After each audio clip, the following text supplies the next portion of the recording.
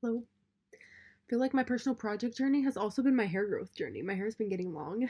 But, anyways, today we're really embodying Nonstop from Hamilton, which I was listening to earlier today. I was listening to a lot of Hamilton today because I went to work today. I finally finished this major part of my research study that I'm an actual research assistant for. And I was like, thank God I can rest. I can go home. I can recover.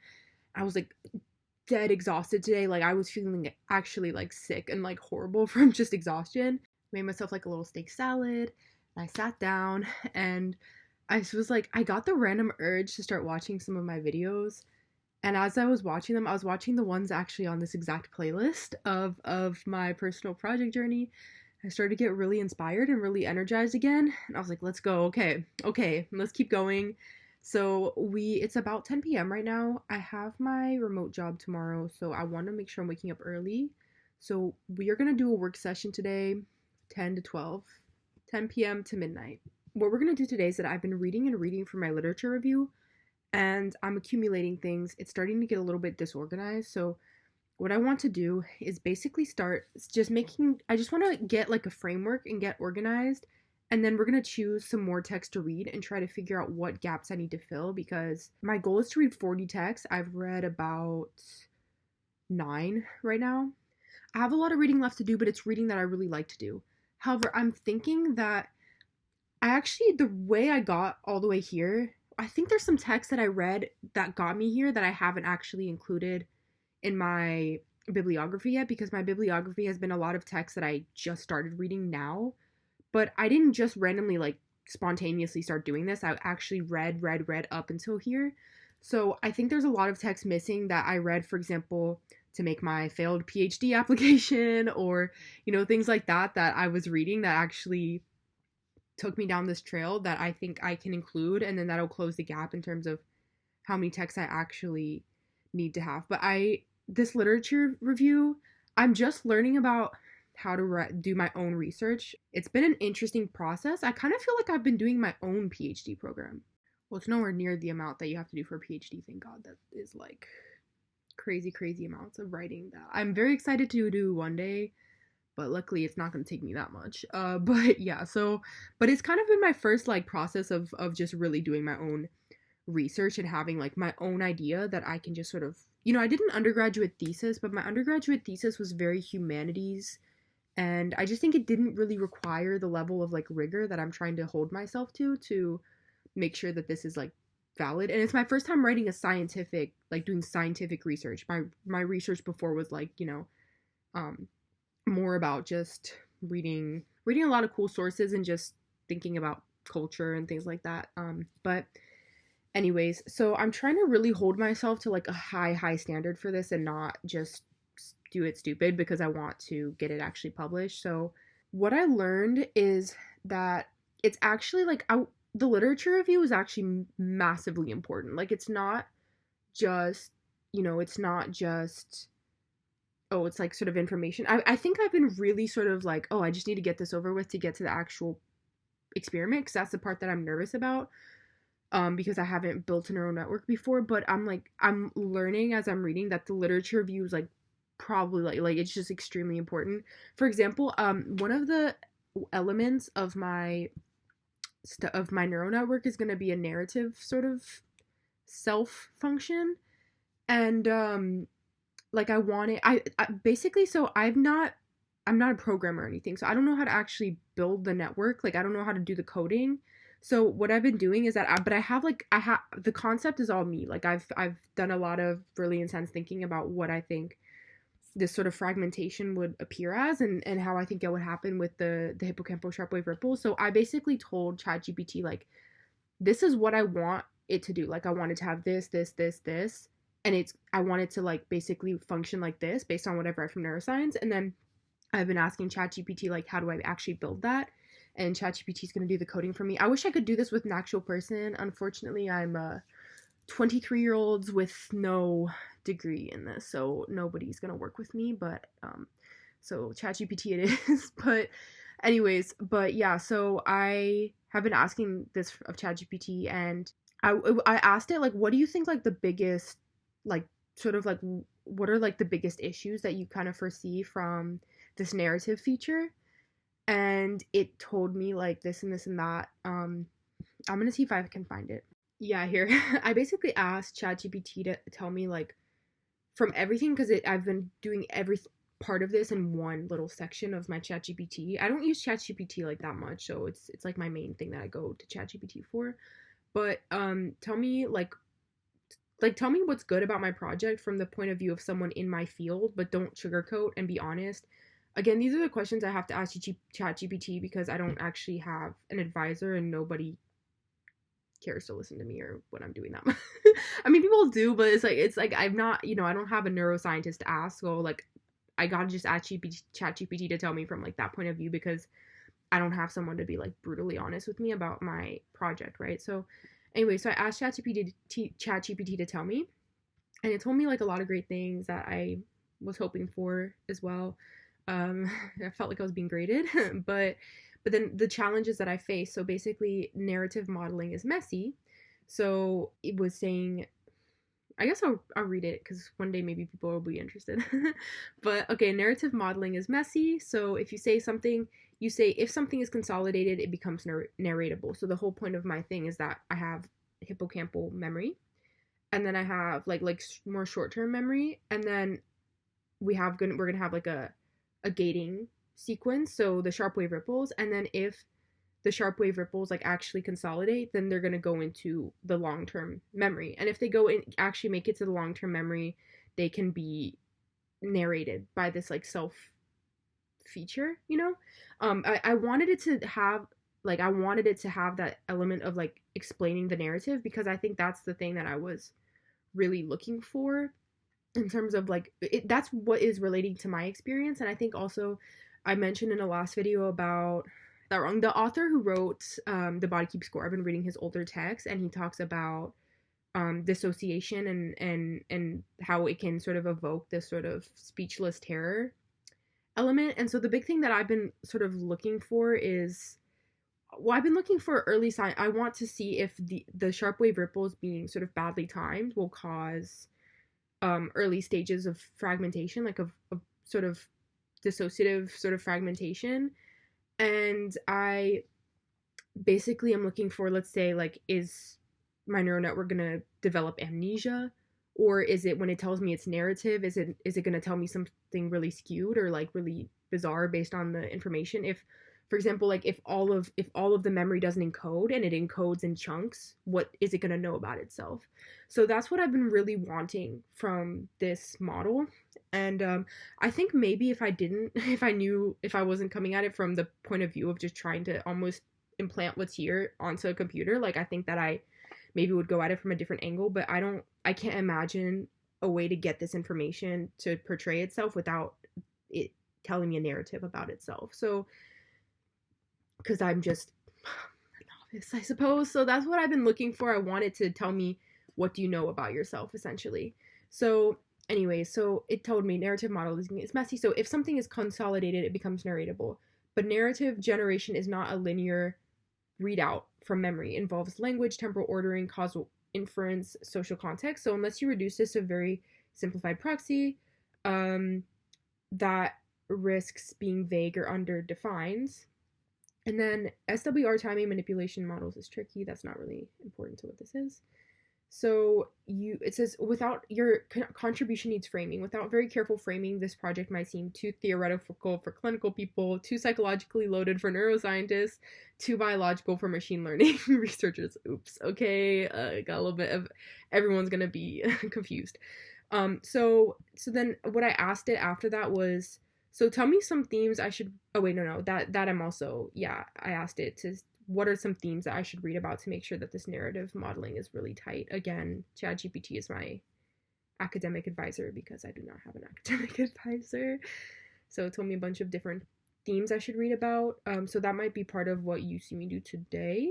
I already have things I've saved, but I was just thinking like maybe there's like a little theme or something that I would miss that might help me. So you gave me some good suggestions. And then I asked, so you think the main goal is to make sure it's well framed and I defend it well? Because what I was then understanding is that like what's important is just to make sure that I get everybody on the same page and that everybody can understand why I did each part of what I did, and that, you know, there's not a gap in that literature review, so, or that introduction.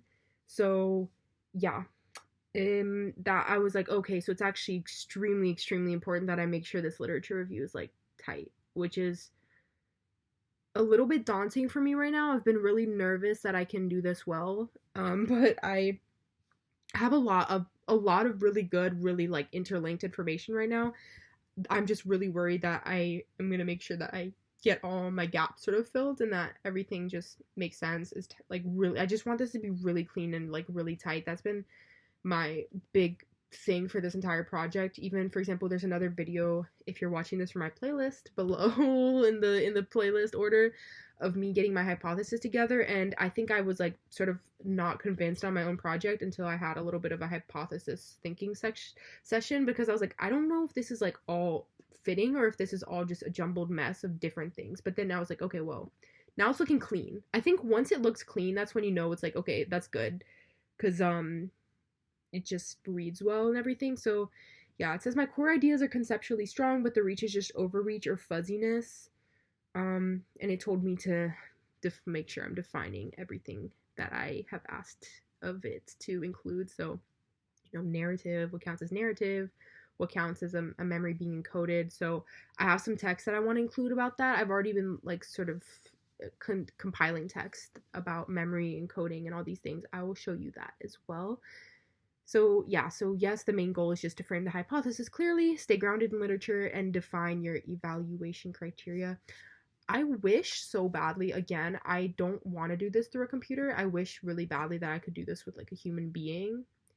But unfortunately, again, I tried. No human being wants to work with me on this. So just me and ChatGPT, which has been kind of, actually, I think in a way it's been good, because I think that it's been allowing me to make a little bit more of like a jump, you know, like I think because I think it's helping me to not get a little bit too tangled, and I think other people sort of hang-ups about maybe what this is, if it's real, whatever. I think that's been like the definite sort of like benefit, but the drawbacks are that I don't really like it.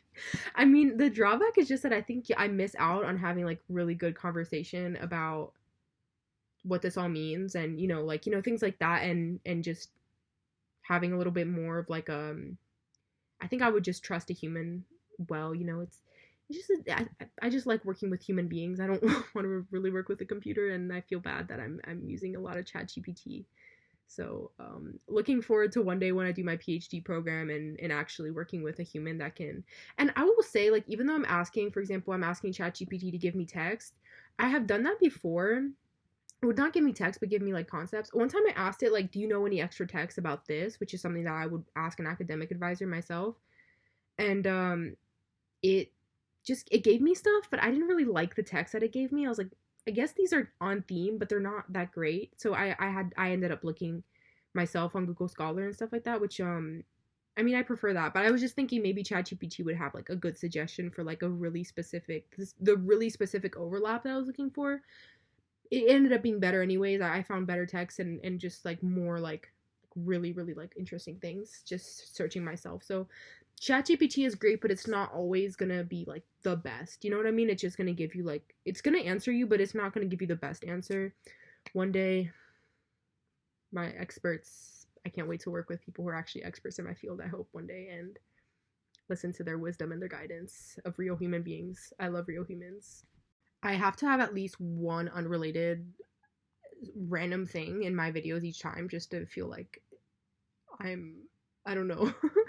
But before I start everything, I need to respond to my I'm so confused by my family. So like, okay, I never had a like I because I grew up in the US, I didn't get the chance to be as close to my family in Brazil as I wanted to be. Now, of course, every time I go to Brazil, like, and I have gone in my childhood, everyone's been super hyped to see me, and like, you know, it's been amazing, but I never got to be that close to them. Last time we went, I have only one cousin and I love her. She's super sweet, but we don't get to see her that much. She's a bit younger than us, but yeah, and last time I went, I met like some of my, see, this is the thing about being in my family.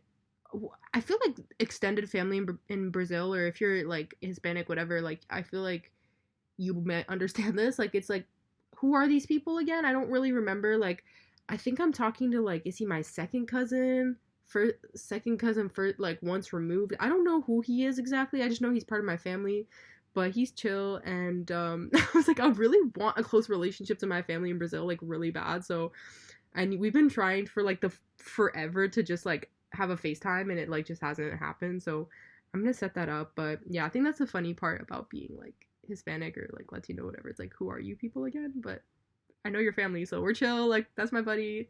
I was gonna like record all this on my phone, but my phone was dead and it has like very little storage. So we're doing a Zoom meeting. This is like kind of my this is me just starting to consolidate everything. Here's like my sources so far.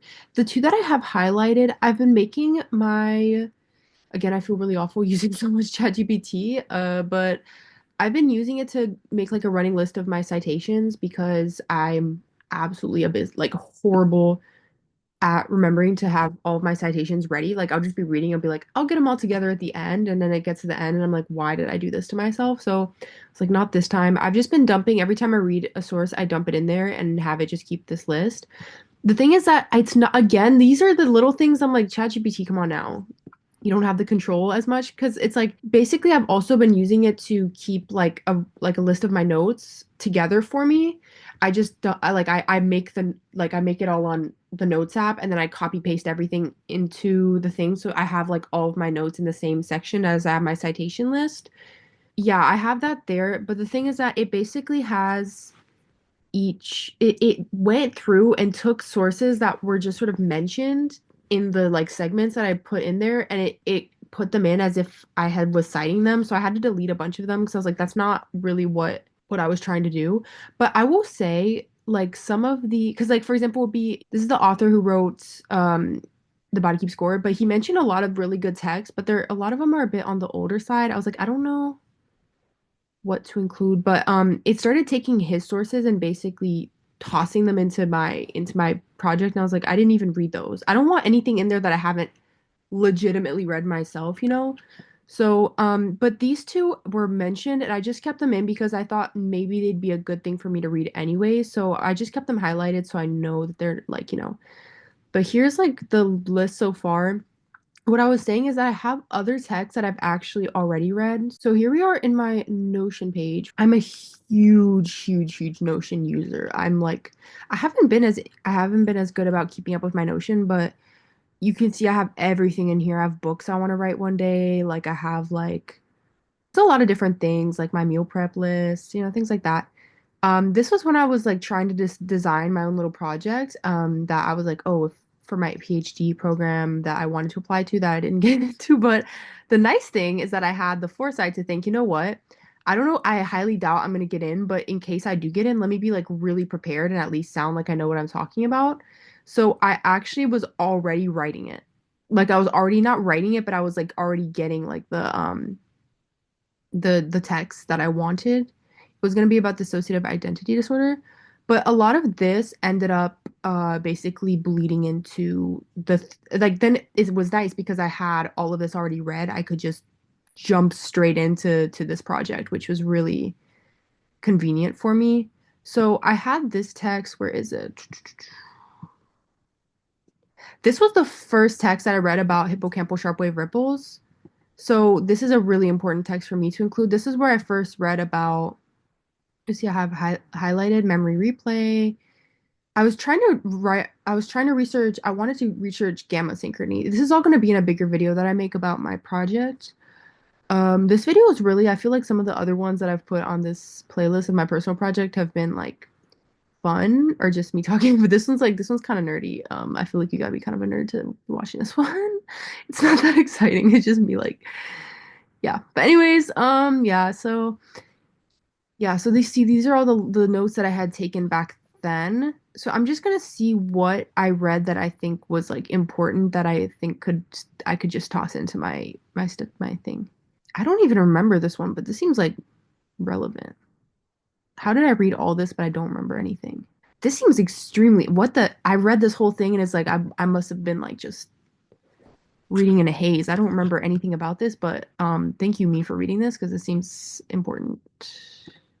So I'm just gonna like toss these into my ChatGPT little list that I'm making. So I'll show you that. Okay, my massive oh wait, no, this is not the one. Citation list creation. So what I'm doing is I'm just gonna be like here, like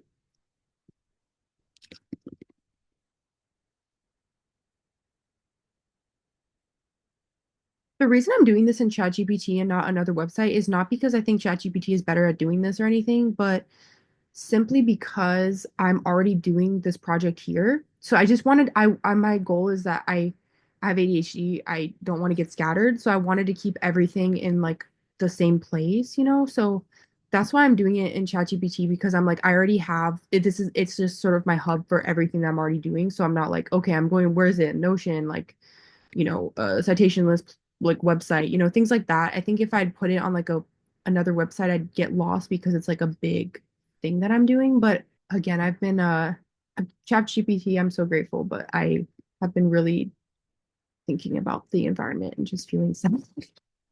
No, I don't want to use this. I don't want to overuse this. But you can see I don't use it too much actually. This is the one thing that I've been like, ChatGPT is going to do this for me. So here's my list that it's building.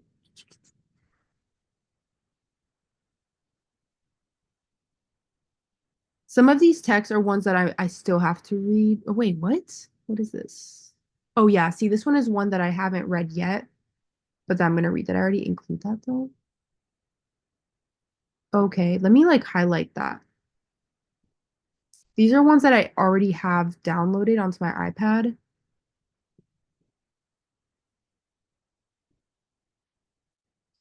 This is suspiciously small now, so that makes me think that I'm missing some texts. I think what it's missing is where are my sources about where are my sources that I read in the beginning about like computational models? Like I feel like I added them. Ah, so big. Okay. See, like, where is this one? Again, it's like I love ChatGPT at the same time. It's like, come on now. Where did this go, bro? Where was this? This is not alphabetized in the slightest yet. I feel like it made kind of a mess of my list now that I'm thinking about it. These are all texts that I have already genuinely read. I actually have them even in my learning video, like how I my study tips video that's like a few videos down. So here we go. Okay. It's already looking a little bit more juicy. Oh, I accidentally added the same one twice. My bad. It's like what? I was like something is not here. I guess I'm just gonna reread like the notes that I already took of this one because I already read it, but I'll skim it again. Add it to your list. Great. Okay, so let me show you like okay, this list is looking much like better now. I'm feeling better about the amount that I've read because what? Ah, see, another ChatGPT error. This is not the thing that I asked you to put in there.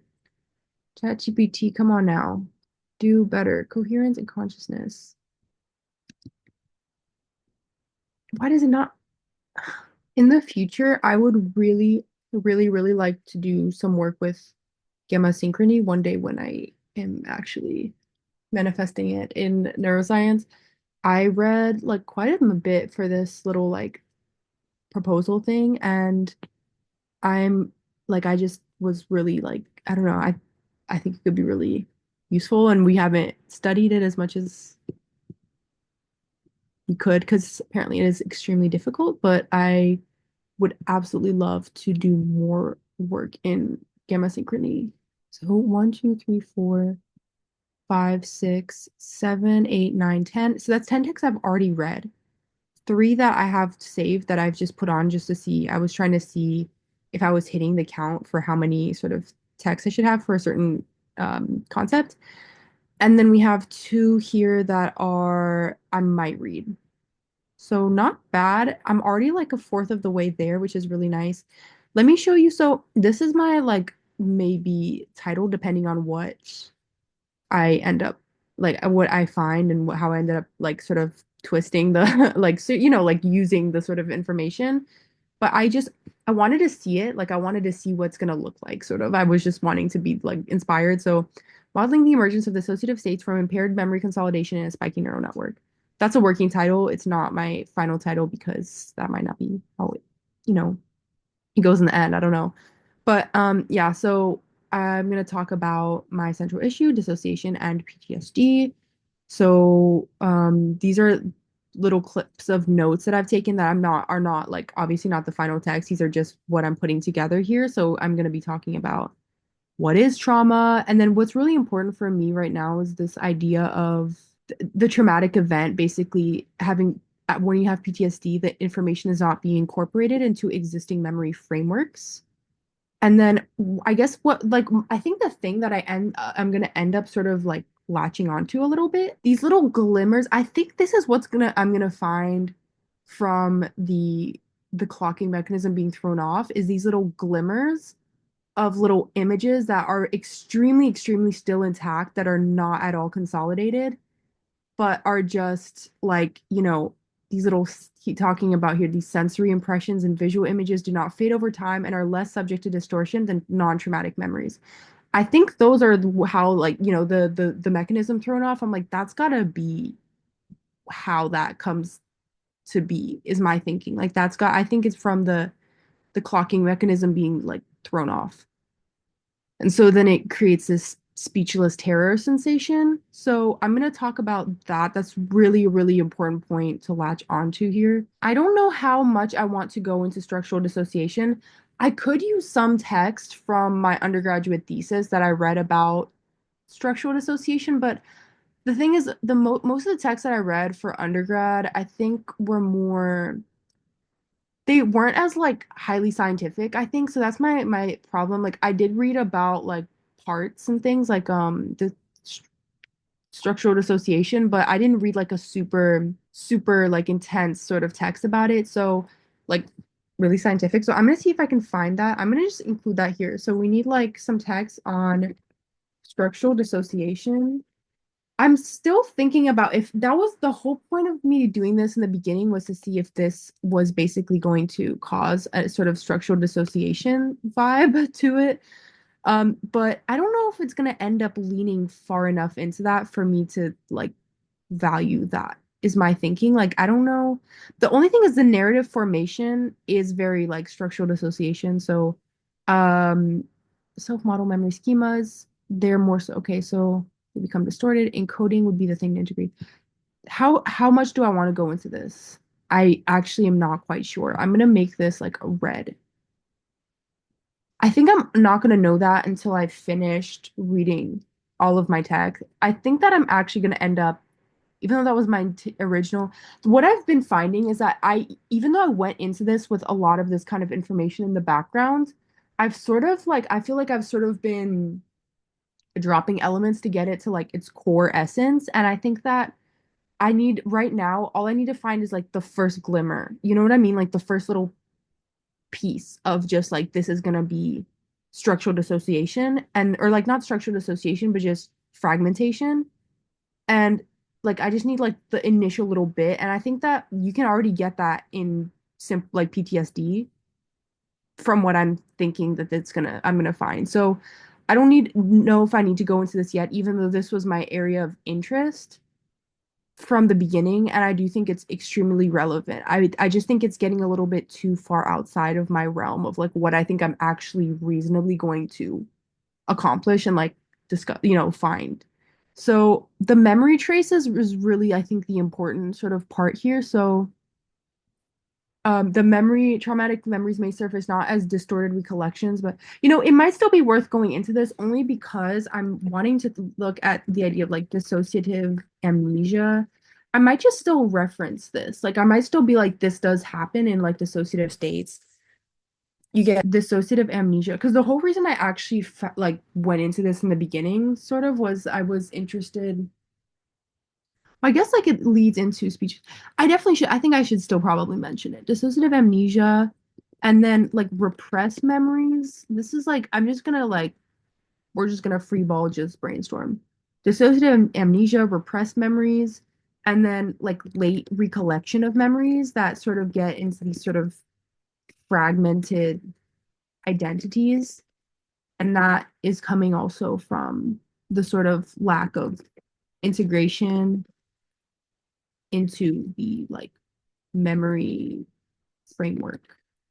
So I might mention it and then I can say in the discussion section like this is something to like keep looking into, but it's not necessarily going to be maybe my initial thing. You know what I mean? It's just like it's showing the possibility of that of more research for that. But I still think I want to mention it because it's still important to the whole idea of narrative formation and whether we can integrate something and whether like the narrative that we can create about ourselves. So yeah, I might get like one or two texts on that, but it's definitely not going to be the focus, I think, anymore. I'm focusing on the really sort of essential nature of fragmentation of just these little clips of things that can't sort of integrate.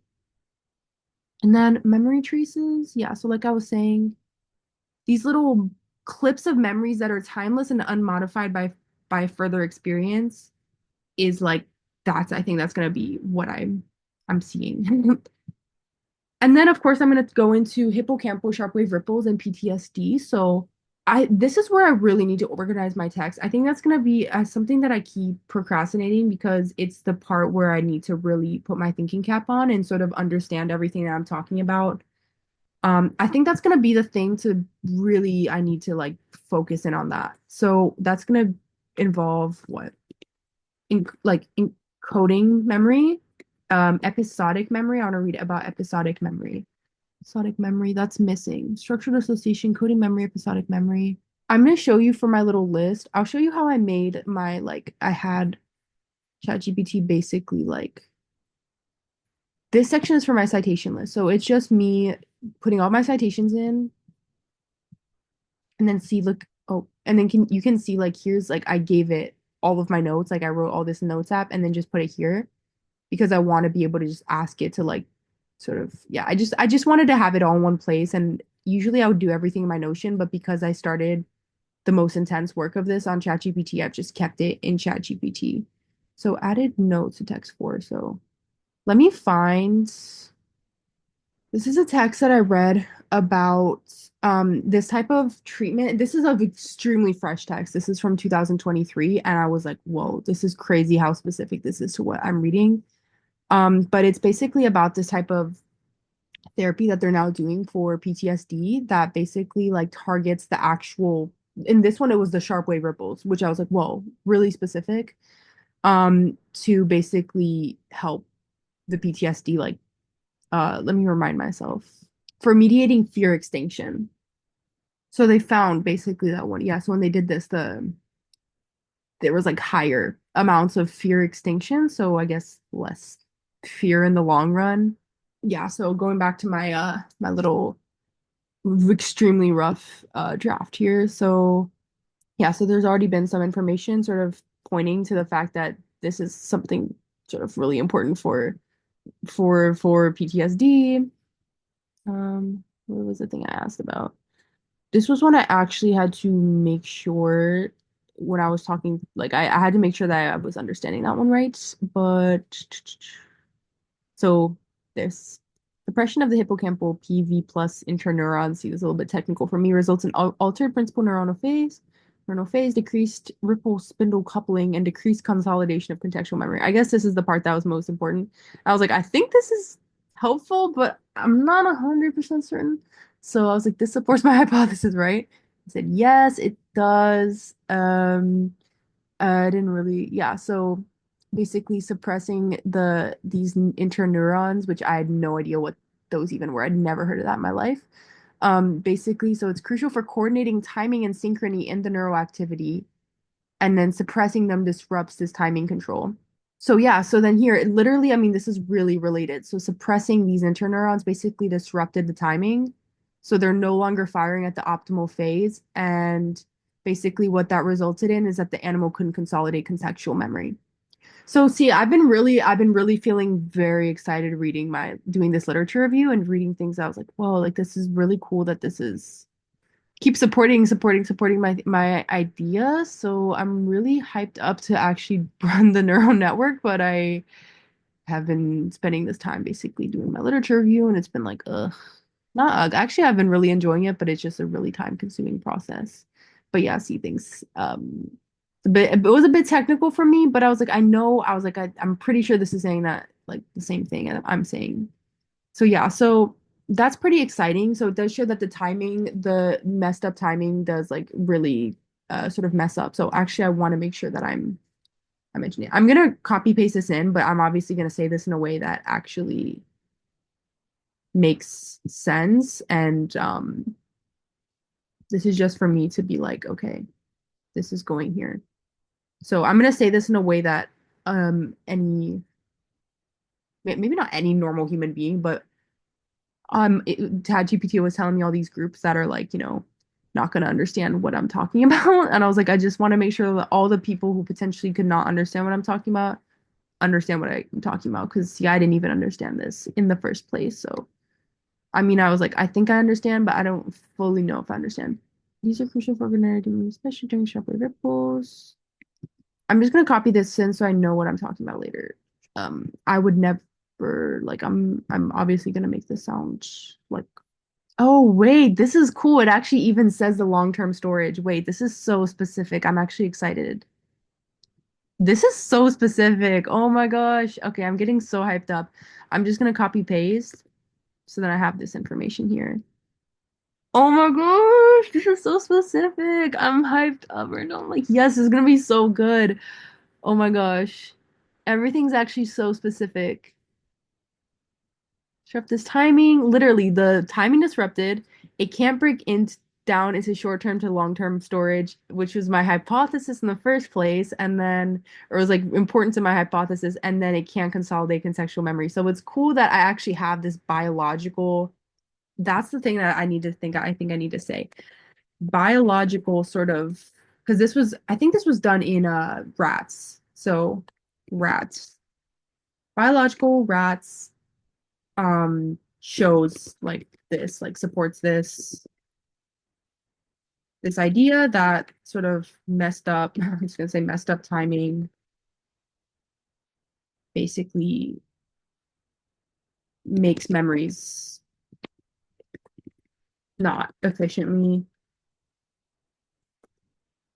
What this is making me think is that it's actually the narrative part of what I'm saying, like the narrative feature is actually probably extremely important because if we already are seeing this in rat models, it's cool to put this in a computational sort of model, but I think it's like it's also the narrative function of can this computer tell me like what's going on with it is probably going to be an actually really important part of my project and something I don't want to just brush over. I did obviously didn't want to brush over it in the first place, but I was like, I now like I even though I read this already the other day, I was like, now it was just clicking that like, oh, we have already biologically tested that this particular overlap of like activities is taking place where the hippocampal memory like short-term memory to long-term memory is like disrupted by the timing causing the contextual memory to not integrate. It's already said biologically.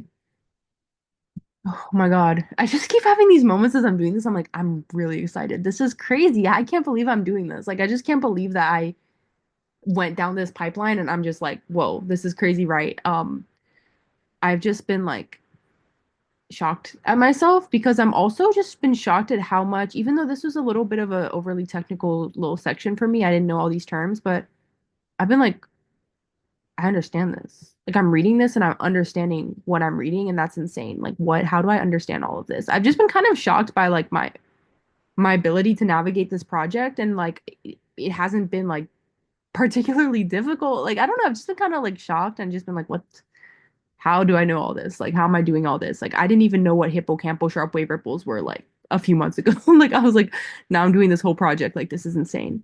Yeah, so it hasn't been, but all of this has not yet been linked to dissociation per se or fragmentation. This is still all going off there's been like now a good, I would say a good chunk of literature done on these place cells. I think all of this, thank God for the place cells guy, the place cells guy. Thank God for him because he's been helping me out because they all of these texts, really all the sharp wave ripple research is going right back to the place cells and like so see they were kind of looking to see if the rats could understand where they were, um, which I think was going back to the place cells where something happened. Yeah, all of it has been about the place cells so far. I think everybody's been really angled in on that when it comes to the hippocampal sharp wave ripples, which understandable, but yeah, so I think that's like the place to differentiate myself. Okay, I feel pretty satisfied with this little work session here. Like I think I got a good amount done. So I see that now the next place to go is just gonna be reading what I'm already reading. I'm finishing, I'm actually gonna toss in one more text that I'm reading right now that I should be finishing, like that I should be finishing pretty soon. I'm reading a really interesting text right now. It's funny because I mentioned once, I feel like I'll be saying things about psychology that I'm just sort of like thinking, and then I'll read a text. I'm like, oh, so we already knew that. But this one is basically computation models of the active self and its disturbances in schizophrenia. And I've been reading that, and they are talking about embodied self. And I actually had a video. Literally, I started reading this like the very next day after I made that video about what is consciousness or whatever it's called. Why are we conscious? And I was talking about how I feel like we need the body, and this literally was saying that. So I was like, okay, cool. I didn't know anything. I mean, I didn't never knew that anybody was saying that, so that's cool. But yeah, it's been really interesting. So I'm gonna finish that probably like, let's see how many pages do I have left? Oh, I'm pretty close to finish, so I'm just gonna toss it in, knowing that I'm gonna finish it like probably tomorrow. I genuinely like I've been really like kind of like I said, I've been really shocked that I understand this.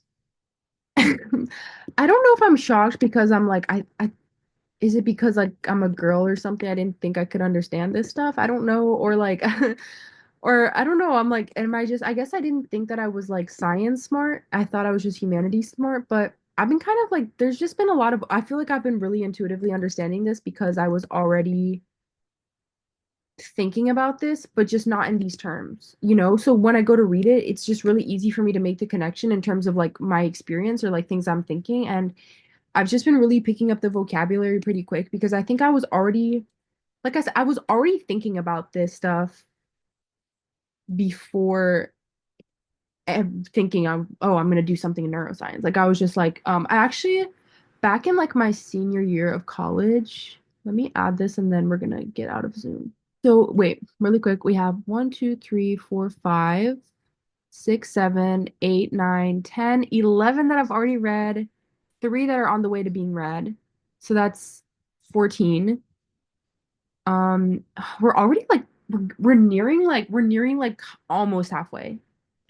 I'm not obviously I'm not halfway yet, but we're nearing almost halfway. And yeah, I've been like 40 texts. How am I gonna read 40 texts? But this is not bad. I've been reading quite a bit, and I've been really enjoying the reading a lot. Like I've been really enjoying reading all of these texts. It's been really fun for me, and so it's not been a hassle. I actually wish I had more time to do this during the day, but I have work and things like that. So I'm gonna now end the Zoom call and we're gonna finish out this chat. It's a silly little ending here, but I actually like I've been shocked at how much I've been able to pick up about neuroscience really fast, and I've just been like sort of like speculating on like how do I even understand all this. And um yeah, but I actually this is I back when I was in my senior year in at university, but I was writing my undergrad thesis, which I was like, oh man, like if only I knew about neuroscience stuff more.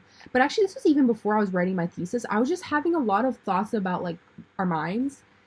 And these are I made a notes section on my like my phone called Brain Thoughts. This was way back then. And it was all these things I started thinking about during that year. So like I'm just gonna read random things. These were things before I read anything about neuroscience.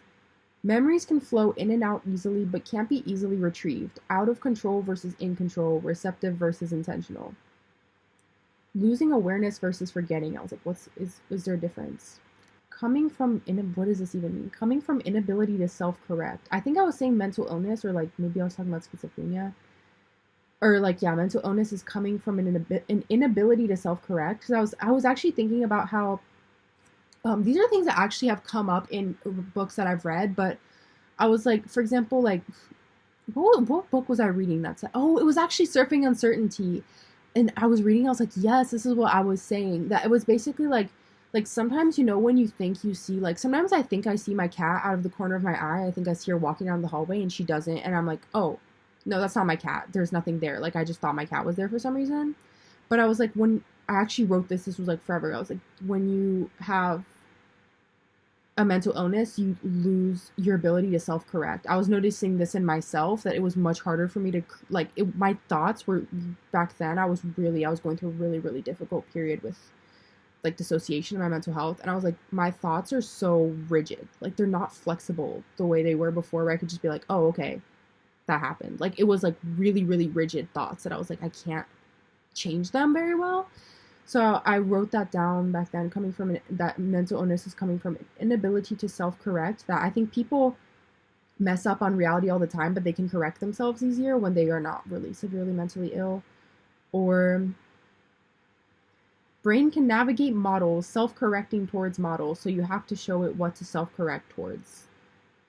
Psychosis is what no one can mutually agree upon, a reality belonging to one person, one that is largely out of sorts with any sort of collective experience. I actually think also a lot about mental illness from like a humanities point of view, because that was what I was doing. And I've actually been writing a rough draft already for my first book I want to write about the politics of sickness, and all of the dynamics of sickness, that there's so many racial dynamics, I think, to sickness. There's so many gender dynamics of sickness, because sickness, or what we decide is sickness, is just basically what do we collectively agree upon as real and like normal.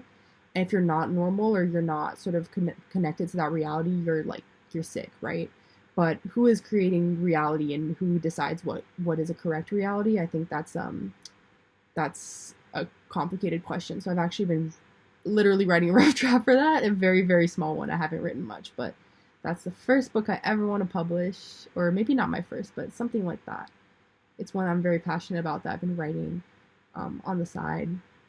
And then brain can navigate models. Last one. I'm just like kind of like, what are these? Like I haven't actually looked. I just have been dumping all these. Oh, it's interesting. I wrote about time back then. Like that's kind of crazy. Time is a collective concept. When you dissociate, you can't keep up. I was thinking a lot about time back then. That's really interesting that this ended up leading into it like that.